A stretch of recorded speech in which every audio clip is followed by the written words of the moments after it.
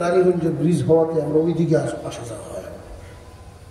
সিলেটে ঢোকা কম হচ্ছে, এত ভাঙল এদিকে রাস্তাটা খুব বেশি লেগে গেছে। ইদানিং শহরে ঢোকার যে লালাবাজার, তারপর রশিদপুরের পর থেকে একেবারে বেশি ভাঙা, আগে এমনটা ছিল না। আপনারা ihsan করেছেন সময়টা একটু পিছিয়ে নেওয়াতে, এতটুকু কথা আমি বলতে পারছি। মা বাবার মন থেকে যদি হৃদয়ে নিংড়ানো দোয়া রাখতে পারেন আদব কায়দার মাধ্যমে, 4টা পুরস্কার, 3টা হবে দুনিয়ায়, 1টা হবে আখিরাতে। পুরস্কারগুলো শুধু বলি, প্লাস বললে বিপরীত কি মাইনাস। আল্লাহ পাক খুশি হয়েছে পুরস্কার দিবেন। 1 নাম্বার, মা বাবার বাধ্য সন্তানকে আল্লাহ রিজিকে বরকত দিবেন।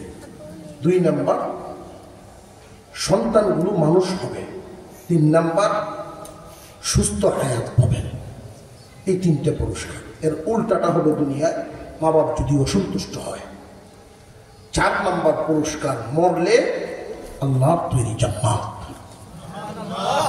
যুবক ভাইদেরকে মা বাবার বাধ্য সন্তান আদব কায়দা আচার আচরণের মাধ্যমে যেন সেটা প্রমাণ হয়, এভাবেই জীবনযাপন করবেন। আল্লাহ আমাদেরকে কবুল করেন, মঞ্জুর করেন, আমরা বলি আমিন। আমি আপনাদের কাছে দোয়া চাই, আপনাদের জন্য দোয়া করিও।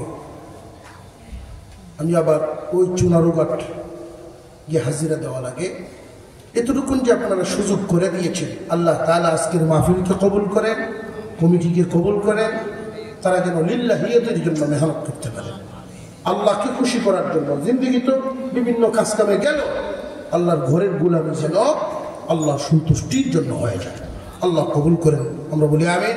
ও আখিরু দাওয়ানা আলহামদুলিল্লাহি রাব্বিল আলামিন।